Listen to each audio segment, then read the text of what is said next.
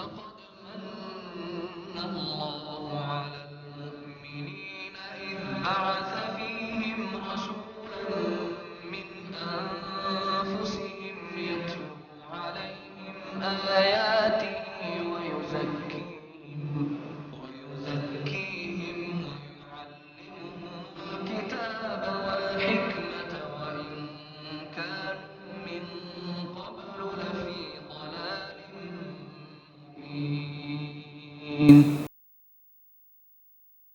اللهم صل على محمد النبي الأمي وعلى آله وسلم.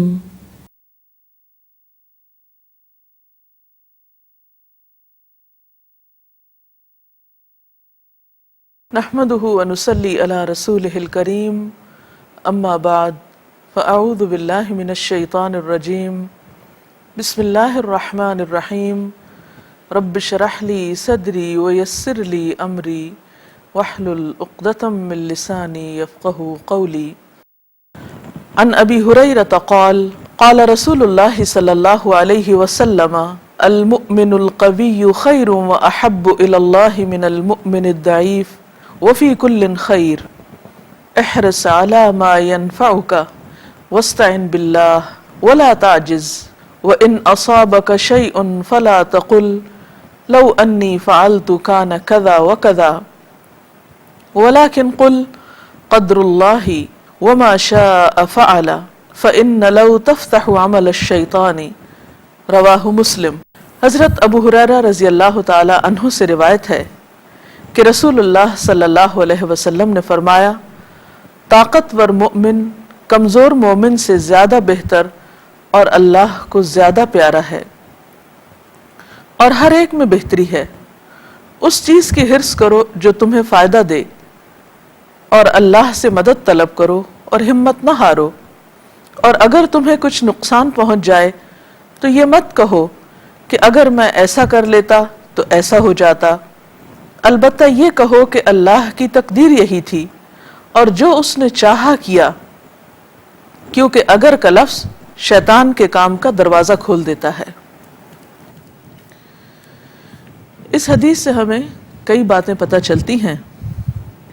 پہلی بات تو یہ کہ قوی مومن یعنی قوت والا مومن ضعیف مومن سے زیادہ بہتر ہوتا ہے اور اللہ کو زیادہ پیارا ہوتا ہے. لیکن خیر دونوں میں ہی ہوتی ہے. اب جب ایک انسان کو یہ پتہ چلتا ہے کہ قوی ہونا اللہ کے نزدیک زیادہ محبوب ہونا ہے، تو پھر انسان ضرور یہ چاہتا ہے کہ اس کے اندر یہ صفت پیدا ہو.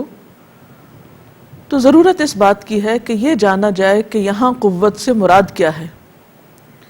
یہاں قوی ہونے سے مراد پہلوان ہونا نہیں ہے. طاقت والا ہونا کوئی کشتی کے مقابلے کے لیے نہیں ہے، بلکہ اس سے مراد ایمان کی قوت، ارادے کی قوت، اخلاق کی قوت، کردار کی قوت ہے. ایک شخص ہو سکتا ہے کہ جسمانی طور پر بہت مضبوط نہ ہو، لیکن اس کی قوت ارادی بہت مضبوط ہو. اسی طرح ایک شخص عمر میں زیادہ ہونے کی وجہ سے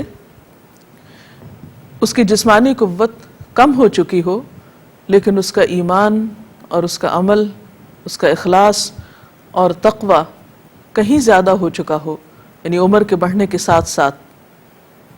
تو بہرحال بات یہ ہے کہ قوی مومن زیادہ بہتر ہے بنسبت ضعیف مومن کے، کمزور مومن کے.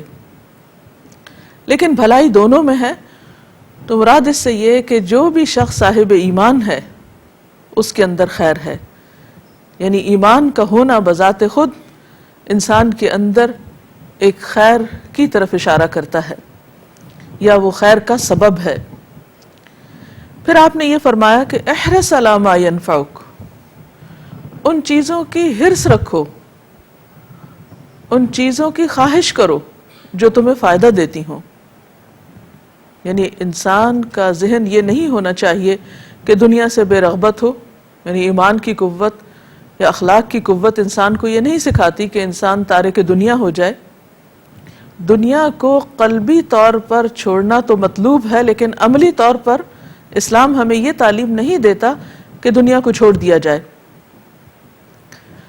دنیا کی لالچ ہونا، طمع ہونا یہ ناپسندیدہ ہے، لیکن دنیا میں رہتے ہوئے اپنی بھلائی کی فکر کرنا اور بہتر چیزوں کے لیے کوشش کرنا یہ پسندیدہ ہے اور مطلوب ہے. لہذا فرمایا کہ احرص علی ما ینفعک، جو چیزیں تمہیں دنیاوی اعتبار سے، آخرت کے اعتبار سے فائدہ دیتی ہیں ان کے لیے کوشش کرتے رہو، اور اس کے لیے واستعن باللہ، اللہ کی مدد طلب کرو، اللہ سے مدد مانگو. یعنی صرف حرص نہیں، تمنا نہیں، صرف کوشش نہیں، بلکہ اس کے ساتھ ساتھ دعا کی کثرت. اور اس کے باوجود اگر تمہیں کامیابی نہ ہو تو ولا تعجز، عاجز ہو کے مت بیٹھ جاؤ، حسرتوں کا شکار نہ ہو، ہمت نہ چھوڑو، ارادہ مضبوط رکھو، جس کام کا آغاز کرو اسے تکمیل تک پہنچاؤ. اور پھر وَإِنْ أَصَابَكَ شَيْءٌ، اگر تمہیں کوئی چیز پہنچے یعنی کوئی نقصان پہنچے، آپ نے ایک اچھی چیز کی تمنا کی، اس کی خواہش رکھی، پھر اس کے لیے کوشش کی، پھر اس کے لیے دعا کی، لیکن اس کے باوجود آپ کامیاب نہ ہو سکے، تو ایسے میں پھر فَلَا تَقُلْ لَوْ، یہ مت کہو کہ کاش میں ایسا نہ کرتا، یا اگر میں ایسا اور ایسا کر لیتا تو نتیجہ کچھ اور ہوتا. ایسا کرنے سے منع کیا گیا ہے، کیونکہ ایسا کرنا انسان کو مایوسی میں مبتلا کرتا ہے اور انسان کے عمل کی قوت کو کم کرتا ہے. جب انسان کسی منفی سوچ کا شکار ہوتا ہے، ڈپریشن کا شکار ہوتا ہے، ذہنی پریشانی کا شکار ہوتا ہے، تو پھر انسان میں عمل کی قوت کم ہو جاتی ہے، باوجود اس کے کہ اس کے اندر صلاحیت ہوتی ہے، طاقت ہوتی ہے، لیکن عملی طور پر وہ کچھ کر نہیں پاتا. اس لیے اس چیز سے بطور خاص منع کیا گیا. اس کے برعکس کہنا کیا چاہیے؟ قدر اللہ، کہ اللہ کا فیصلہ یہی تھا. یعنی میں نے تو ایک اچھی چیز کی خواہش کی، اچھی نیت رکھی، کوشش کی، دعا کی، لیکن اس کے باوجود اگر کامیابی نہیں ہوئی تو پھر اللہ کو منظور نہ تھا، میری تقدیر میں ایسا ہی لکھا تھا. اور پھر انسان بخوشی اللہ کے فیصلے کو قبول کر لے. کیونکہ عام طور پر ایسا ہوتا ہے کہ ہم ایک چیز کو اپنے لیے بہت اچھا سمجھتے ہیں اور اچھا سمجھ کر اس کے لیے کوشش اور دعا دونوں کرتے ہیں، لیکن اللہ تعالیٰ کو معلوم ہوتا ہے کہ وہ چیز حقیقت میں ہمارے لیے اچھی نہیں. لہٰذا اللہ تعالیٰ ہمارے فائدے میں اس چیز کو ممکن نہیں ہونے دیتا.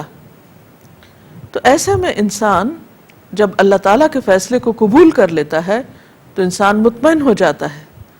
قرآن پاک میں اللہ تعالیٰ فرماتے ہیں عَسَىٰ أَن تُحِبُّوا شَيْئًا وَهُوَ شَرٌّ لَكُمْ، ہو سکتا ہے ایک چیز سے تم محبت کرتے ہو، ایک چیز کی تم خواہش رکھتے ہو اور وہ تمہارے لیے اچھی نہ ہو، اور اس کے برعکس ایک چیز جس کو تم ناپسند کرتے ہو وہی تمہارے حق میں بہتر ہو.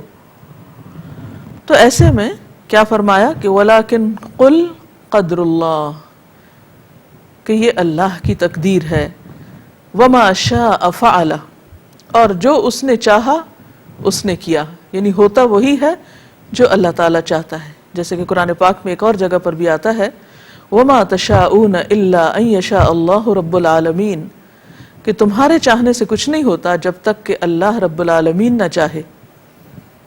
یعنی یہاں انسان کو یہ بھی احساس دلایا گیا کہ کسی بھی کام میں کامیابی کی صورت محض انسانی کوشش سے نہیں ہوتی. یعنی کسی بھی کام میں کامیابی صرف انسانی کوششوں سے ممکن نہیں ہوتی، اس کے لیے اللہ تعالیٰ کی تائید بھی ضروری ہے. اور انسان کو جو بھی کامیابی ملتی ہے وہ اللہ تعالیٰ کی تائید کے ساتھ ہی ملتی ہے، اور ہر چیز کا اصل مالک اور مختار وہی ہے. اور یہاں خاص طور پر جو لو کہنے سے منع کیا گیا تو اس کی وجہ بھی بتائی گئی کہ انسان جب لو کہتا ہے، کاش کہتا ہے یا اگر کہتا ہے تو اس سے شیطان کے کام کا دروازہ کھلتا ہے. شیطان کا کام کیا ہوتا ہے؟ انسانوں کے دلوں میں وسوسے ڈالنا. وسوسہ کیا ہے؟ ایک منفی خیال جو انسان کے لیے غلط کام کا راستہ کھولتا ہے. تو لو کس طرح انسان کو غلط راستے پہ لے جاتا ہے کہ نمبر 1 انسان کو مایوسی میں مبتلا کرتا ہے. بعض اوقات انسان کے اندر حد سے زیادہ حسرت کو جنم دیتا ہے. پھر انسان کو اللہ تعالیٰ سے بدگمان کرتا ہے. مثلا انسان اگر کام کے ساتھ ساتھ دعا کرتا ہے، عبادت کرتا ہے، تو اس کو عموماً یہ سجھاتا ہے کہ دیکھو تمہاری عبادت کا کیا فائدہ ہوا، تمہاری نمازوں نے تمہیں کیا دیا، تمہارے دین کے ساتھ تعلق نے تمہیں کوئی فائدہ نہیں پہنچایا. اسی طرح انسان اگر کاش کہتا ہے تو شیطان انسان کو ایک ڈریم ورلڈ میں لے جاتا ہے. اس کو ایک پریکٹیکل انسان بننے سے زیادہ ایک تخیلاتی انسان یا محض اپنے خیالات میں گم رہنے والا انسان بنا دیتا ہے. کیونکہ اسلام ہمیں یہ سکھاتا ہے کہ نقصان ہونے کے بعد اس نقصان پر انا للہ و انا الیہ راجعون پڑھو اور پیچھے پلٹ کے نہ دیکھو، آگے دیکھو. پیچھے دیکھنے کی اسی حد تک اجازت ہے کہ جس سے انسان اپنی غلطی سے عبرت پکڑے، اپنی خطا سے سبق سیکھے، لیکن اس کے بعد آگے کی طرف بڑھے اور اس خطا کو بار بار دل میں لانے اور مایوس ہونے اور ندامت کا شکار ہونے سے بہتر یہ ہے کہ انسان اس کا ازالہ کرے، اس کا کفارہ کرے. اسی لیے ہم دیکھتے ہیں کہ انسان چونکہ خطا کا پتلا ہے، ایسا نہیں ہو سکتا کہ کسی انسان سے کوئی غلطی نہ ہو دنیاوی معاملات میں یا اخروی معاملات میں. لیکن اس کا حل کیا بتایا گیا؟ ایک حدیث میں آتا ہے، اللہ کے رسول صلی اللہ علیہ وسلم نے فرمایا کہ اگر تم سے غلطی ہو جائے تو اس کے پیچھے نیکی کر لو، گناہ ہو جائے تو اس کے پیچھے نیکی کر لو، کیونکہ وہ نیکی گناہ کو مٹا دے گی. تو لو کہتے رہنے کی بجائے، کاش کہتے رہنے کی بجائے انسان فوری طور پر یہ تدبیر کرے کہ اسے عملی طور پر اب کیا کرنا ہے، اس نقصان کا ازالہ کس طرح کرنا ہے. اور اسی طرح اگر انسان انسانوں کے ساتھ معاملہ کرتے ہوئے کوئی غلطی کر بیٹھتا ہے اور اس وقت وہ حسرتوں کا شکار ہوتا ہے تو وہاں بھی شیطان تعلقات میں مزید خرابی کا سبب بنتا ہے، دو طرفہ تعلقات کے اندر مزید بگاڑ پیدا کرتا ہے. مثلا شوہر بیوی کے تعلقات میں اگر کسی وقت کوئی ایسی سرد مہری آتی ہے یا آپس میں کوئی اختلاف پیدا ہوتا ہے اور اس وقت دونوں میں سے ایک یا دونوں یہ سوچنے لگے کہ کاش ہماری شادی نہ ہوئی ہوتی، تو آپ دیکھیں گے کہ یہ منفی سوچ اس تعلق کو کبھی بھی بہتر نہیں ہونے دے گی اور اس تعلق میں کبھی بھی بہتری کی طرف انسان نہیں جا سکتا. اور انسان اپنے تعلقات کی اصلاح کے لیے کوشش کرنے کی بجائے محض اسی پہ کڑتا رہے گا اور اسی پہ جلتا رہے گا کہ یہ رشتہ ہوا ہی کیوں. حالانکہ کسی بھی تعلق میں آپ دیکھتے ہیں کہ دونوں ہی پہلو ہوتے ہیں، اچھا پہلو بھی ہوتا ہے اور دوسرا بھی ہوتا ہے. زندگی میں صرف خوشیاں نہیں ہوتی، خوشیوں کے ساتھ غم بھی ہوتے ہیں. ہمیشہ کسی بھی انسان کے ساتھ، خواہ وہ آپ کے والدین ہی کیوں نہ ہو، عزیز دوست ہی کیوں نہ ہو، ایسا نہیں ہوتا کہ ہمیشہ تعلقات اچھے ہی رہیں. انسانی معاملات میں بعض اوقات غلط فہمیاں پیدا ہو جاتی ہیں، تو ان غلط فہمیوں کا تدارک یا ازالہ اسی صورت میں ہو سکتا ہے جب انسان یہ سوچے کہ میں اس غلط فہمی کو دور کیسے کروں، بجائے اس کے کہ انسان یہ سوچنے لگے کہ کاش میرا اس انسان سے تعلق ہی نہ ہوتا، یا یہ کہ ہر غلطی کرنے والے کو انسان اپنے سے کاٹ پھینکے. تو یہ مسائل کا حل نہیں. بہرحال یہ حدیث ایک خوبصورت حدیث ہے. میں چاہوں گی کہ اس کے بارے میں آپ مزید کچھ سوال کریں یا اپنی رائے کا اظہار کریں. آپ کی اسی بات کو آگے بڑھاتے ہوئے کہ رسول اللہ صلی اللہ علیہ وسلم نے جیسے فرمایا کہ قوی مومن بہتر ہے، تو who doesn't want to be better، اور کون نہیں چاہے گا کہ اللہ کی محبت اسے ملے. تو آپ یہ اس پر روشنی ڈالیے کہ ایک قوی مومن بننے کے لیے ہمیں کیا طریقہ اختیار کرنا ہوگا یا کن کن چیزوں کی قوت کی ہمیں ضرورت ہے؟ بہت اچھا سوال ہے. اب دیکھیے کہ ایک انسان کی قوت کن کن چیزوں میں ہے، یا قوی ہونے میں کون کون سے پہلوؤں کا قوت والا ہونا ضروری ہے۔ اس میں جیسا کہ ہم جانتے ہیں کہ انسان محض گوشت پوشت کا ایک ٹکڑا نہیں، بلکہ ہمارے جسم کے علاوہ اس جسم کو قائم رکھنے والی چیز روح بھی ہے۔ تو ہمارا ایک جسمانی پہلو ہے، پھر روحانی پہلو ہے، پھر اسی طرح اللہ تعالیٰ نے انسان کو عقل سے نوازا ہے، تو انسان کا ذہنی یا عقلی پہلو ہے، پھر اسی طرح انسان کے اندر اللہ تعالیٰ نے جذبات بھی رکھے ہیں، تو اس کا ایک جذباتی پہلو بھی ہے۔ تو کوئی بھی انسان اس وقت تک قوی نہیں ہو سکتا، قوت والا نہیں ہو سکتا، جب تک وہ ایکولی ان چاروں پہلوؤں میں قوت حاصل نہ کرے۔ مثلاً اگر ایک شخص جسمانی اعتبار سے تو بہت قوی ہے، لیکن اس کی عقل جو ہے وہ اس کا ساتھ نہیں دیتی، یا عقلی اعتبار سے بہت کمزور ہے، تو یہ جسمانی قوت اس کے لیے خطرناک بھی ہو سکتی۔ اسی طرح ایک انسان عقلی اعتبار سے بہت قوی ہے، بہت پڑھا لکھا ہے، لیکن اس کا روحانی پہلو بہت کمزور ہے، تو بعض اوقات اس کی عقل اس کو سیدھے راستے پر رکھنے کی بجائے بھٹکا بھی سکتی ہے۔ اسی طرح کوئی شخص جسمانی اعتبار سے بھی بہت اچھا ہے، ذہنی اعتبار سے بھی بہت سمجھدار ہے، اور روحانی اعتبار سے بھی کافی اسٹرانگ ہے، لیکن جذباتی اعتبار سے انتہائی کمزور ہے، یعنی اس سے اپنے جذبات پر قابو ہی نہیں، تو ایسا انسان بھی قوی نہیں کہلا سکتا۔ تو ضروری ہے کہ ہم ایک طرف اپنے جسم کے تقاضوں کو مد نظر رکھیں، یعنی جسمانی اعتبار سے ہم قوت حاصل کیے ہوئے ہوں، اور اس کے لیے جیسا کہ آپ جانتے ہیں کہ ضروری ہے کہ ہم اچھی غذا کے ساتھ ساتھ، یعنی اچھی غذا سے مراد کوئی بہت قیمتی غذا نہیں بلکہ متوازن غذا، مناسب ورزش، صفائی ستھرائی، اور اسی طرح اپنے سونے اور آرام کرنے کی عادات جو ہیں ان کی طرف نظر رکھیں، کیونکہ اگر ہم ان چیزوں کا خیال نہیں رکھتے، اسی طرح فریش ایئر، تو یہ تمام چیزیں جو جسمانی صحت کے لیے ضروری ہیں ان کا خیال رکھنا ضروری ہے۔ پھر اسی طرح روحانی قوت کے لیے ایمان کا مضبوط ہونا، قرآن کے ساتھ تعلق ہونا، اپنی عبادات میں پنکچول ہونا، نماز کو اچھے طریقے سے خشوع و خضوع کے ساتھ پڑھنا، ذکر اذکار کے اوپر دوام کرنا، پھر اسی طرح استغفار کی کثرت، گناہوں سے ساتھ ساتھ توبہ، کیونکہ انسان کے اعمال کتنے بھی اچھے ہوں لیکن اس کے ساتھ اگر وہ بار بار غلطی کرتا اور اس پر توبہ نہیں کرتا، نادم نہیں ہوتا، اس کی اصلاح نہیں کرتا، تو یہ چیز الٹیمیٹلی اس کے اوپر ایک بوجھ بن جاتی ہے، اس کی روح کو زخمی کر دیتی ہے۔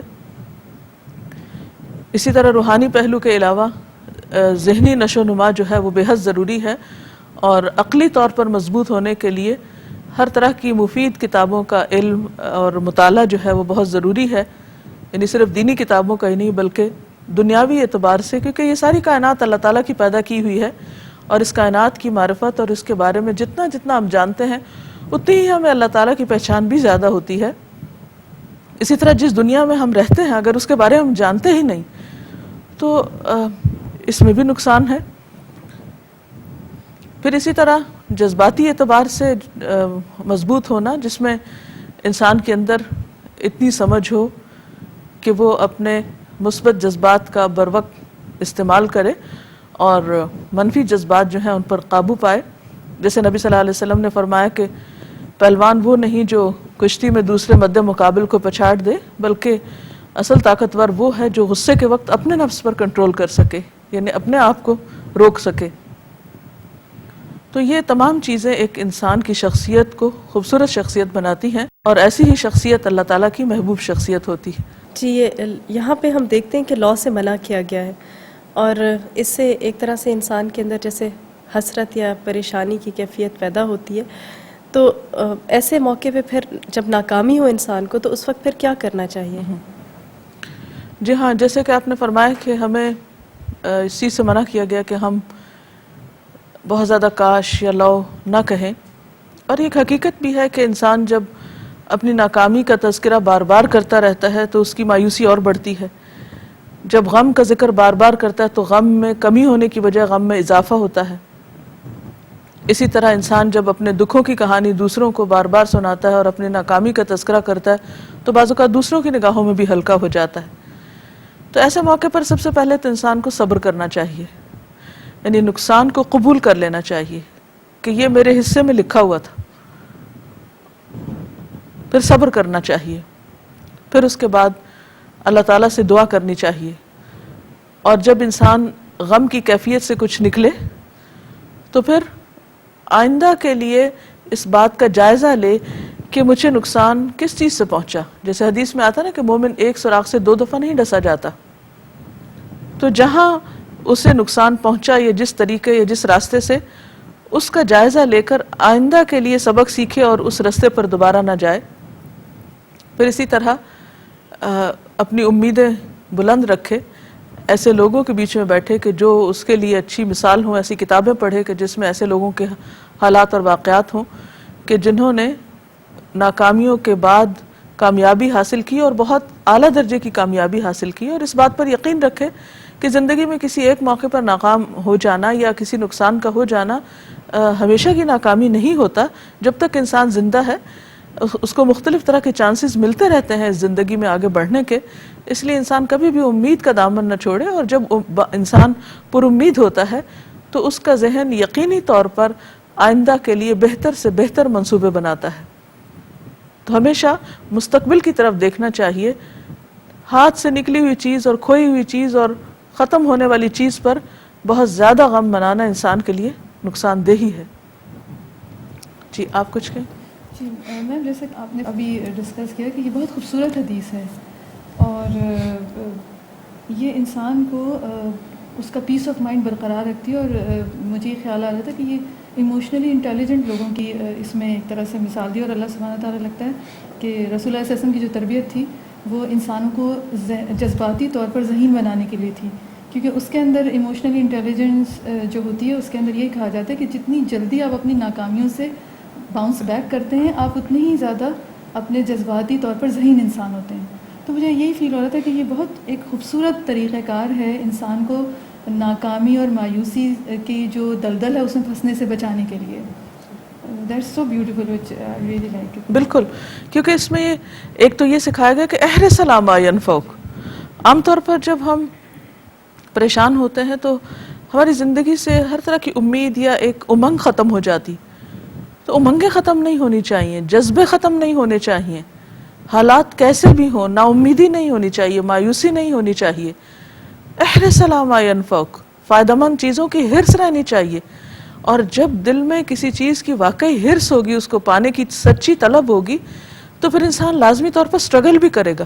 یہ چیز اس کو ایک ایکٹیو انسان بنا دیتی ہے، بجائے اس کے کہ انسان سست ہو کر بیکار ہو کر بیٹھ جائے اور ہاتھ پہ ہاتھ دھر کے یعنی نکمے پن کا ثبوت دے.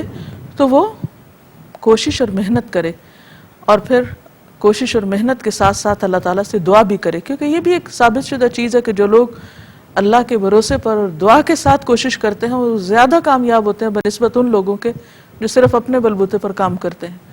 اور پھر ساتھ ہی فرمایا کہ اگر تم کوشش بھی کر لو اور دعا بھی کر لو تو پھر بھی ناکام ہو تو لا تعجز، عاجز ہو کے مت بیٹھ جاؤ. یہ مت کہو کہ میں تو کر ہی نہیں سکتا یا تو ہو ہی نہیں سکتا، یہ ہمارے بس میں ہی نہیں. نہیں، دنیا میں جتنا کچھ بھی ہوا ہے وہ انسانوں نے کیا، انسانوں کے ہاتھوں ہی یہ ساری ترقی ہوئی ہے. تو اگر کچھ انسان کام کر سکتے ہیں تو باقی کیوں نہیں کر سکتے؟ اصل چیز یہ ہے کہ اسلام انسان کو ایک مثبت سوچ دینا چاہتا ہے اور اسے معاشرے کا ایک مفید اور کارآمد شخص بنانا چاہتا ہے بنسبت اس کے کہ وہ دوسروں کے اوپر ایک بوجھ بن جائے. تو ہمیں ان پہلوؤں پر غور کرنے کی مزید ضرورت ہے. اس میں ایک بہت خوبصورت جو بات مجھے لگی ہے وہ یہ کہ رسول اللہ صلی اللہ علیہ وسلم نے لو کہنے سے منع کیا کہ یہ نہ کہا جائے کہ یہ اگر میں یہ کرتا، بلکہ اس کے بجائے ایک دوسرے الفاظ دیے ہیں جو کہ مثبت سوچ کے حامل لگتے ہیں. کہا یہ جاتا ہے کہ کامیاب ہونے کے لیے آپ کے جو الفاظ کا انتخاب ہے جو آپ استعمال کرتے ہیں وہ بہت اہم کردار ادا کرتا ہے. اور میں یہ پڑھ رہی تھی کہ کسی بھی تجربے کو آپ جن الفاظ میں ڈسکرائب کرتے ہیں دراصل وہی آپ کا تجربہ بن جاتے ہیں. تو اس لیے زور اس بات پر دیا جاتا ہے کہ الفاظ کا چناؤ بہت زیادہ محتاط طریقے سے ہو. تو مجھے یہی لگ رہا تھا کہ رسول اللہ صلی اللہ علیہ وسلم نے منفی الفاظ کے بجائے ہمیں مثبت الفاظ دیے ہیں جو کہ ٹرانسفارمیشنل وکیبلری کہلاتی ہے، کہ وہ ایسے الفاظ جو کہ آپ کے منفی ایکسپیرینس کو مثبت رخ دے دیں. تو تو یہاں پر یہ چیز مجھے بڑی انسپائرنگ اور بڑی بیوٹیفل لگ رہی تھی، کیونکہ جب ہم بات کرتے ہیں یا اپنے زندگی کے تجربات کو ڈسکرائب کرتے ہیں تو ہم بعض اوقات بہت ہی مایوسی والے الفاظ استعمال کرتے ہیں. تو اٹ ریئلی انسپائرز می کہ یہ چیز کتنی خوبصورت رسول اللہ صلی اللہ علیہ وسلم نے دی کہ قدر اللہ. جی ہاں، جیسے عام طور پر بھی گفتگو میں ہم دیکھتے ہیں کہ نہیں کا استعمال یا نہیں سے جملہ شروع کرنا جو ہے وہ ناپسندیدہ کہلاتا ہے. یہ ایک حقیقت ہے کہ انسان جو کچھ بولتا ہے، جو کچھ سوچتا ہے، ویسا ہی اس کا عمل ہو جاتا ہے. مثلاً آپ دیکھیے کہ جنگ احد کے موقع پر جب مسلمانوں کو شکست ہوئی تو اس موقع پر بجائے اس کے کہ ایک لمبا عرصہ تک سب غم مناتے اور پریشان ہوتے، قرآن پاک میں اللہ تعالیٰ فرماتے ہیں وَلَا تَهِنُوا وَلَا تَحْزَنُوا وَأَنْتُمُ الْأَعْلَوْنَ إِن كُنتُم مُؤْمِنِينَ. نہ تو تم کمزور پڑو، بودے بنو، اور نہ ہی تم غم کرو، تم ہی بلند رہو گے اگر تم مومن ہو.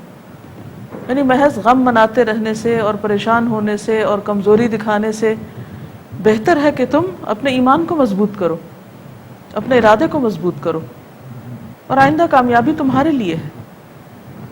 اسی طرح آپ دیکھیے کہ وفات کے موقع پر، کسی بھی نقصان کے موقع پر اسلام ہمیں کیا سکھاتا ہے. فوت ہونے کے بعد کیا حکم ہے کہ 3 دن تک تعزیت کرو، 3 دن تک سوگ مناؤ، اس کے بعد سب اپنا اپنا کام کرو. کیونکہ جب انسان غم اور دکھ کی کیفیت میں لمبے عرصے تک رہتا ہے تو یہ کیفیت ایک بیکاری کو جنم دیتی ہے اور انسان اس سے نکل نہیں پاتا. اور جو انسان یہ سمجھتا ہے کہ یہ دنیا ہمارے لیے ایک امتحان ہے، یہاں کی خوشی بھی امتحان ہے اور یہاں کا غم بھی امتحان ہے، تو پھر انسان ان چیزوں سے اوپر اٹھ جاتا ہے. اور حقیقت میں اسلام ہمیں ان چیزوں سے اوپر ہی دیکھنا چاہتا ہے، اور اسی وجہ سے وہ ہمیں آخرت کا تصور دیتا ہے، آخرت پر ایمان کے لیے کہتا ہے کہ اصل خوشی اور غم تو وہاں کا ہے. اور جو انسان اس چیز کو سامنے رکھتا ہے وہ بہت جلد دنیا کے غموں کے حصار سے نکل آتا ہے. تو اس کے ساتھ ہی ہمارے آج کے پروگرام کا وقت ختم ہوتا ہے. اجازت چاہتے ہیں. السلام علیکم ورحمۃ اللہ وبرکاتہ. لقد من